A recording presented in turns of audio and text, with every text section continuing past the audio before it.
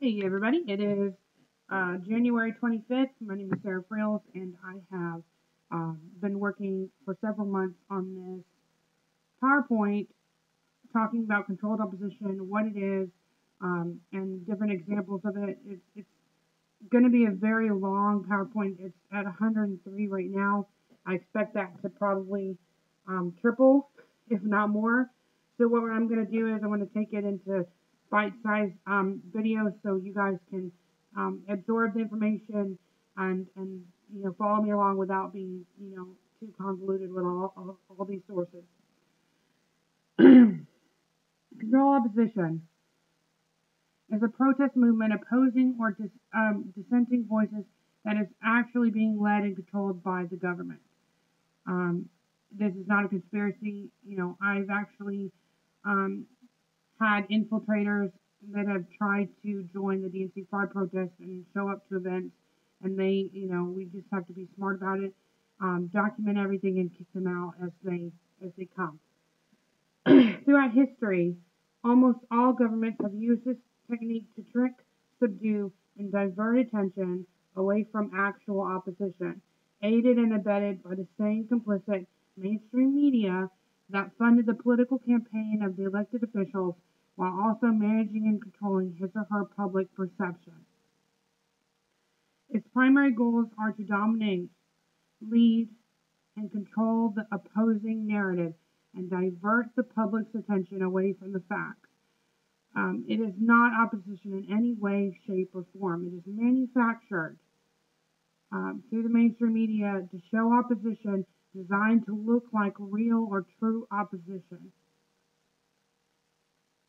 Now, this information I'm quoting is from this link below, so please check it out. It's a pretty good website. It's called Controlled Opposition. Your friend might be your enemy. Now, I'm not telling you this to scare you or to make you feel paranoid, but I'm just trying to help the public be aware of what's happening. And I was not aware of this until I started becoming an activist and started hosting direct actions, and I saw that they will try and infiltrate. It's not a conspiracy. The deeper that you dive down the rabbit hole, the closer you will be to realizing that you have been programmed since birth. It's a very harsh reality, but it is true. For example, this is not in the slideshow yet, but there's pedophilia symbols that are known with the FBI, and you see them. I'll see them on things. I'll see them on company signs and logos, and or better yet, in movies. And here, I'll show you. Let me pull it up.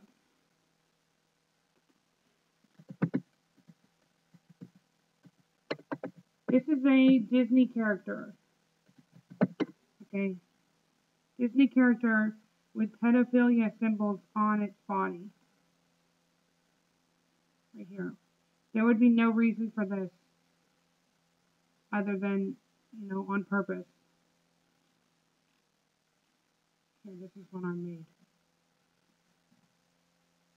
And you please look it up. Don't believe what I say. Look it up. Research it. Research it, please, guys. I mean, the symbols are everywhere. You have to know what things mean. Okay, let's get back to types of controlled opposition. Media, mainstream media comedians, political donors, Hollywood and celebrity elite, candidates that are running for office, paid protesters, campaign volunteers, people who are blackmailed or threatened. The DNC has been leading a fake revolution called Our Revolution, and it is, and nobody wants to talk about it. I think they're afraid of facing the fact that what Bernie offered was not legitimate, and I'll prove that in this video. Okay. Each of these celebrities, they take their platform, whether it's video or mainstream media or live streams or whatever they do, they use their endorsement to promote a fraud. To me, that shows that they are frauds as well. They don't understand what they're doing, Or maybe some of them do, and they don't care. Maybe they do support the fraud. We have to take these celebrities for what they are. We have to take them for what they say, who they support, who they donate for. So if they're going to donate to a party that's corrupt, we can only expect that they know what they're doing is wrong. And if they don't, this is what these videos are for. Calling it out, saying, hey, what these people are promoting is not legitimate. Bernie and Clinton were working together the whole time. This was in 2015. We can go directly to the email because I'd like to show you guys as I'm showing you this stuff. I'll show you how I look it up so there's no confusion on how you can look this up. I'll read a little bit of it. This isn't in keeping with the agreement. Since we clearly have some leverage, it would be good to flag this for him. I could send a signal via Welsh. Now, I believe Welsh is another Vermont Democrat. So I think that was their connection to Bernie to get, to reach him quickly. Or did you just establish a direct line with him? Now let's go to the direct source. Now say if you had the email ID and you wanted to look it up directly, you go to wikileaks.org, type it in the search, hit the little magnifying glass, and it should pull up. Now this was in Podesta emails.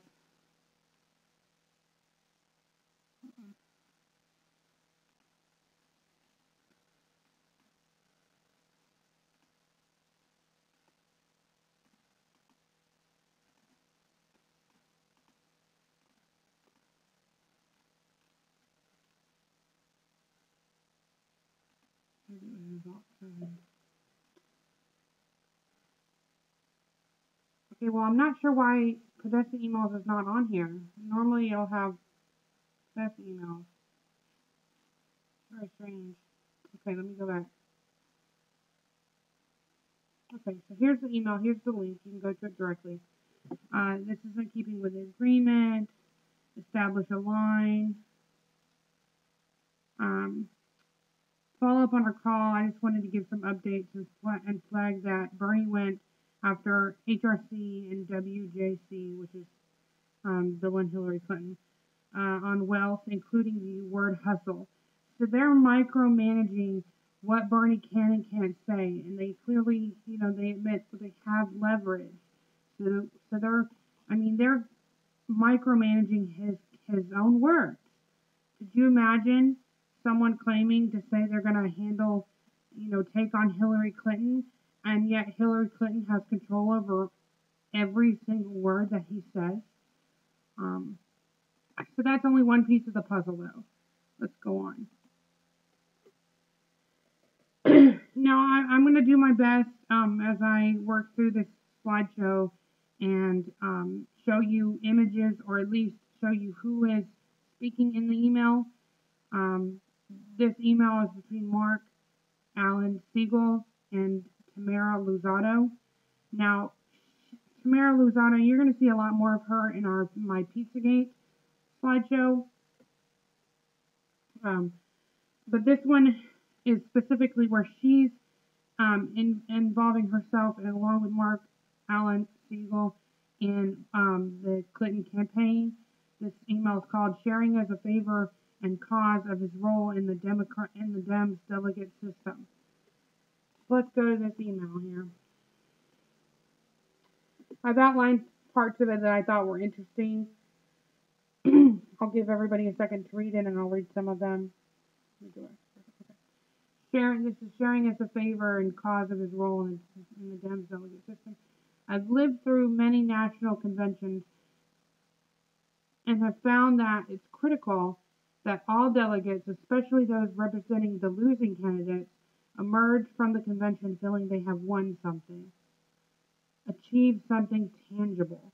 I think that this is terribly important, especially with people like Bernie's sometimes self-righteous ideologies We want them to go home happy and enthusiastic in working their asses off for Hillary.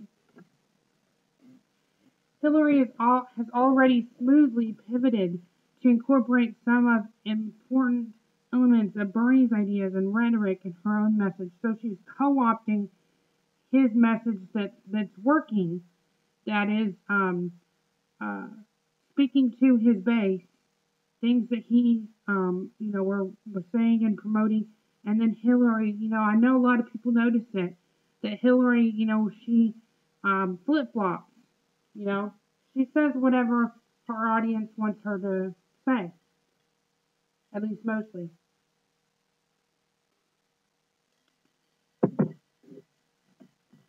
As I don't think the 2016 platform is sufficiently tangible prize for the burning wing of the convention, I think they have to be given something they can claim as a singular success. I know something that would work painlessly, that would painlessly work. As you probably know, this is spoken by Mark Siegel. As you probably know, I was a guy who drafted the superdelegate provisions of the party's delegate selection rules. So here's my idea. Bernie and his people have been bitching about superdelegates and the huge percentage that have come out for Hillary. Since the original idea was to bring our elected officials to the convention, why not throw Bernie a bone and reduce the superdelegates in the future? Now this was, let me see when this was spoken.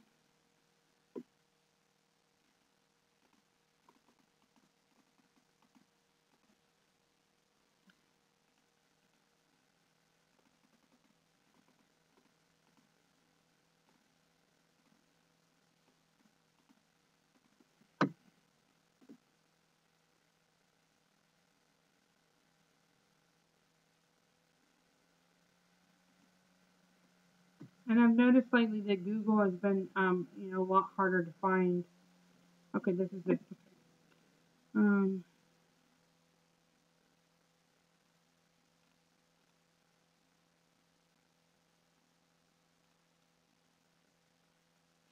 oh, okay, so this was in 2016, March. I'll finish reading it here. Let me try the search again because I want to show you guys how to search. So say if I had a quote that I saw, say if you see a meme and you're like, okay, well, this meme is saying this quote here. So you copy and paste. Let's try and find it again. Okay, now Podesta emails are showing up. So it shows up. I don't know why it didn't before. And you can just search, verbatim. So say if you wanted to try something.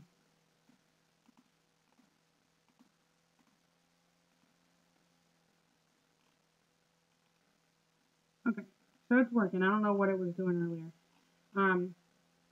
But this just talks about how they're manipulating the rules to benefit Hillary and the control they have over Bernie.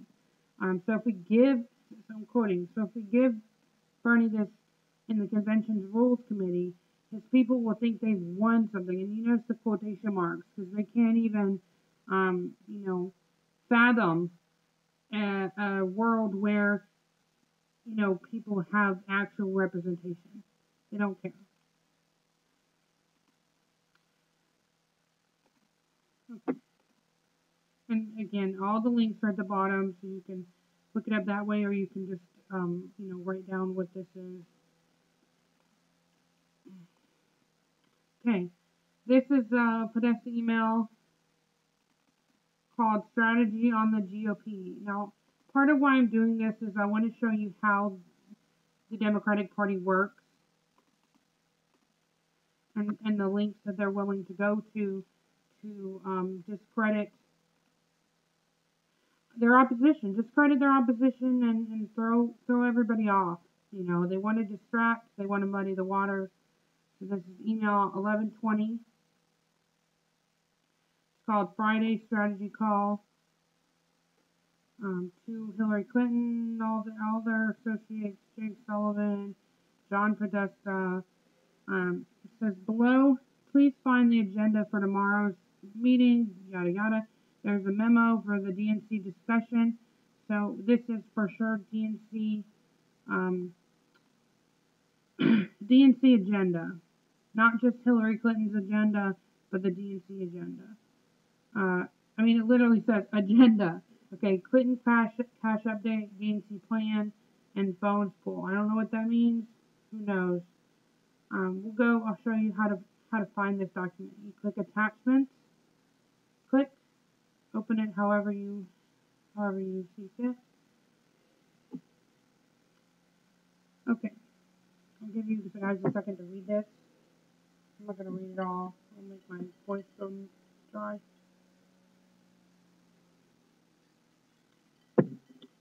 With our goals and strategies, our hope is that the goal of a potential HRC campaign and the DNC would be one and the same. One and the same. HRC and the DNC is one and the same. To make whoever the Republicans nominate unpalatable to a majority of the electorate. We have outlined 3 strategies to obtain our goal. 1. Force all Republican candidates to lock themselves into extreme conservative positions that will hurt them in the general election. And I feel like that has a lot to do with things that people care about, like abortion, and health care, and things that conservatives are fighting for. Now, the left is the actual left, which is, I would consider people that are actual left, I would consider them either Greens or Independents or people that don't vote at all. That's who I would consider left. But, everybody, even if they're wrong, I feel like they have the right to speak. And anyway, 2, undermine any credibility or trust Republican presidential candidates have to make inroads for our coalition or independence. 3, muddy the waters around any potential attacks lodged against HRC. Now, what she's talking about is using the mainstream media and who knows what else to muddy the waters around facts. Basically, make it harder to know what the truth is regarding HRC crimes and DNC crimes.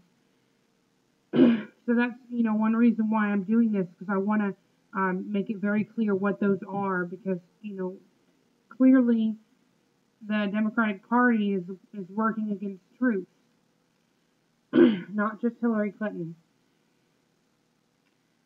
Okay. Pied Piper candidates. I know, Trump has said this a few times, and I know his base has said it a few million times, along with a lot of other truthers out there. Pied Piper strategy, basically, I'll read it verbatim. There are 2 ways to approach the strategies mentioned above, which is Pied Piper candidates. The first is to use the field as a whole to inflict damage on itself, similar to what happened to Mitt Romney in 2012. The variety of candidates is a positive here, and many of the lesser known can serve as a cudgel, not sure what that word means, to move the more established candidates further to the right. In this scenario, we don't want to marginalize the more extreme candidates, but make them more Pied Piper candidates who actually represent the mainstream of the Republican Party. Pied Piper candidates include, but are not limited to, Ted Cruz, Donald Trump, Ben Carson. We need to be elevating the Pied Piper candidates so they are the leaders of the pack and tell the press to take them seriously. So, you want to know what terrorists helped Hillary Clinton, or helped Trump win? Hillary Clinton did. Right here, guys. Here's the link. again, muddy the waters. I think a lot of the muddy the water strategy has to do with the Russiagating conspiracy. Because when you actually ask people, what proof do you have regarding Russia interfering with the election, there is none. There is none. These people, they got nothing. Let's talk about our revolution a little bit. Actually, let's skip forward a little because I can go back to that later. Another form of controlled opposition are medias who act independent, but then they will slowly start sounding more like the mainstream media the larger they grow. They don't want to lose publicity. They don't want to be hated. They don't want to hear criticism. So they'll slowly start sounding more and more controlled. And then ironically, they'll have titles like Revolution, like Our Revolution, and Tim Black's show called No Sellouts, which I think needs to be called Sometimes Sellouts. Otherwise, what does it mean? He invited, I don't know whether he invited Donna Brazile on his show or if she called him and asked. I tried to ask him if she was the one that contacted him or if he contacted her for the interview, and he blocked me. So, who knows? We can only take them by what they say and what they do. So I'm going to read this, and you tell me if you could stomach these words. If you were interviewing Donna Brazile, would you say this? This is from Tim Black. I have the distinct pleasure of having someone on my show that I admire, who has long history of politics, political engagement, former two-time chair of the DNC committee. She is well known. Then he promotes her book. He says, my guest, Donna Brazile, and then they do a whole bunch of clapping, and it's exciting. Okay? Then Donna Brazile says, thanks, Tim. Thank you for your voice. You are my favorite agitator. You are not afraid to stir the pot. Tim Black responds, well, they both giggle. Tim Black responds, well, Donna, thank you for taking the time out to do this. I know you have a hectic schedule. I know you are very busy across the country, but what you do and the independent community, we want to thank you. We want to let you know how much we appreciate you. Okay. I am an independent media, and I know a lot of other independent medias who would rather jam a spoon in their eye than say this. No one with any real integrity would tell Donna Brazile that the independent community thanks her. None. Not to mention, this interview, you can go to the link below, and there's a direct link to the actual video. I know a lot of other people noticed it, but very few were brave enough to stand up to Tim Black and stand up to Donna Brazile. This is a quote from Zach Haller. What's more, hold on. Let me just read it directly.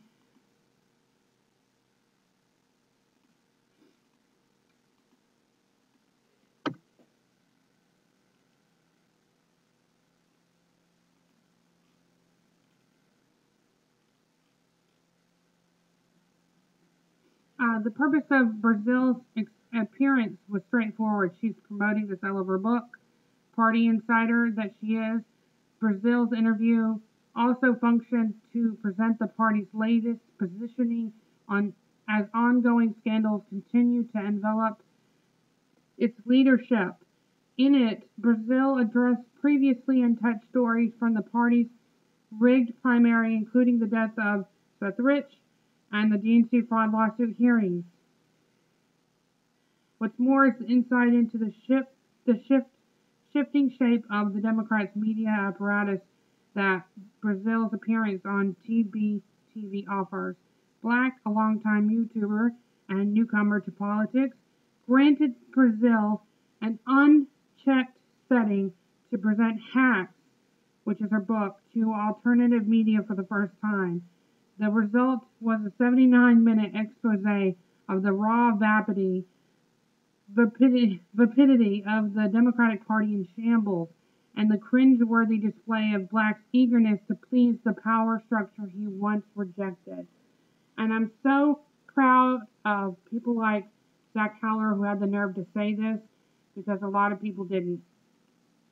And, you know, a lot of truth tellers, they are ridiculed and, you know, basically,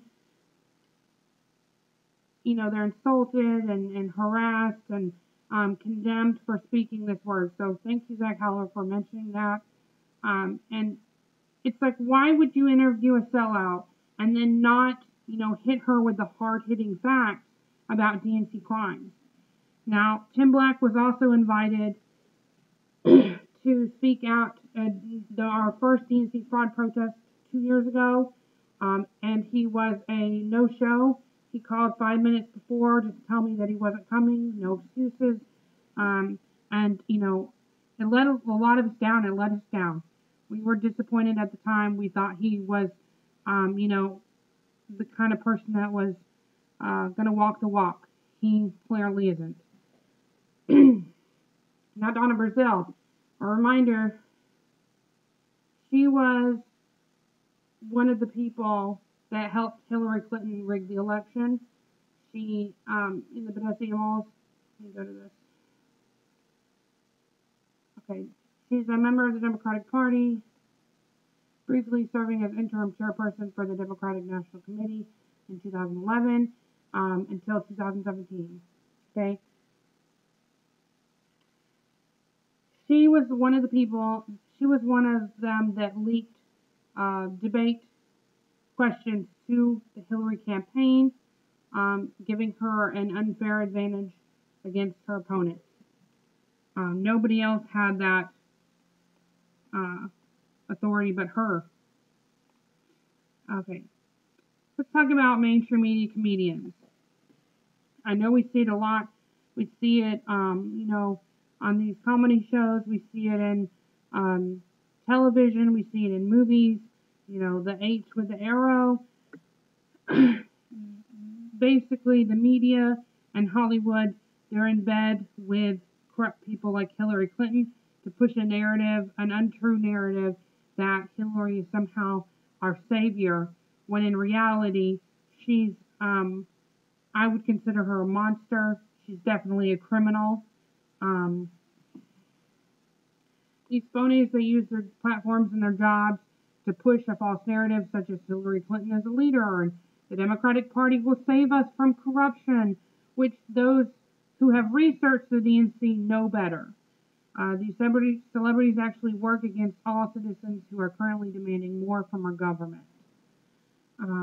Kate McKinnon, right here, she says she has nothing to hide in her emails and that this scandal won't stop her from becoming president if she decides to run. Yeah.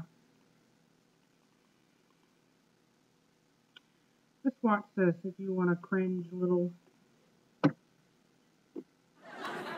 And now a message from Hillary Clinton. Good evening. To make it funny. To make it funny, so you want to laugh at it and feel, you know, connected to her. Hello,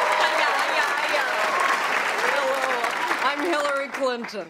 Tonight, I'm speaking to you not as Secretary of State or as a senator or as a First Lady, but as a relatable woman on a couch. Hello!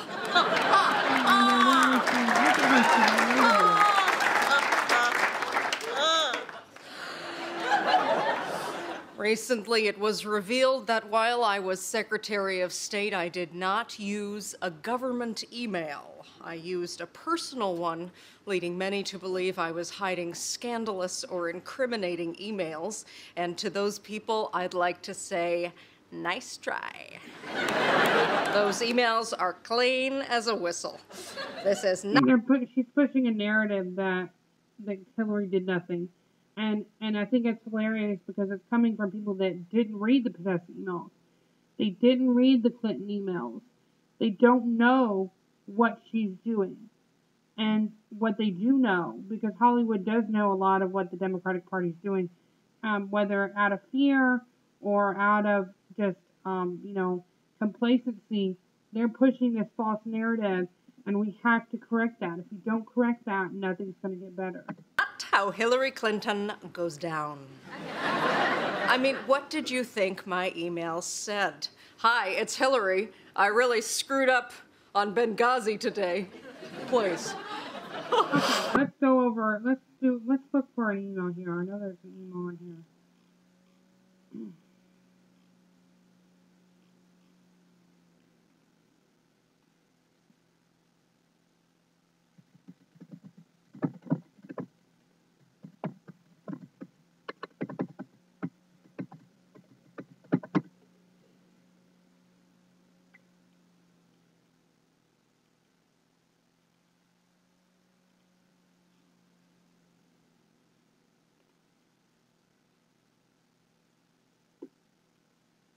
If you want to look up Hillary's emails, you go wikileaks.org/Clinton emails. I'll put it in there.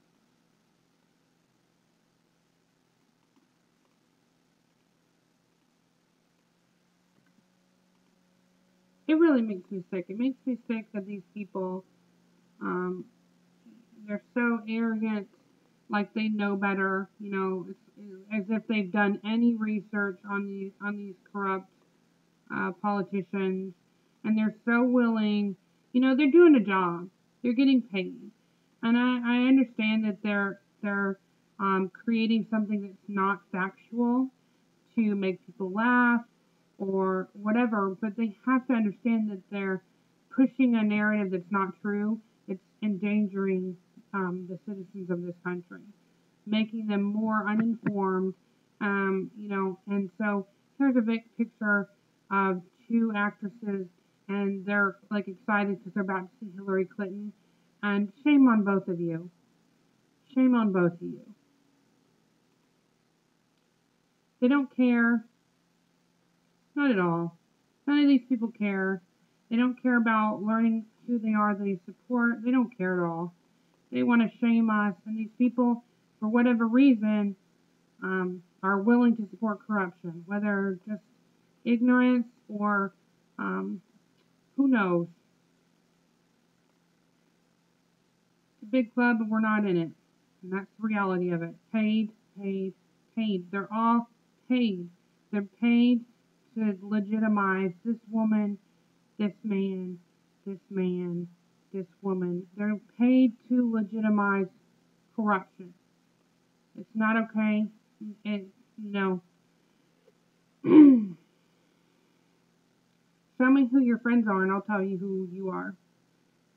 It's not like they don't know. They know that these Democrats are sexual predators and abusers. They know it.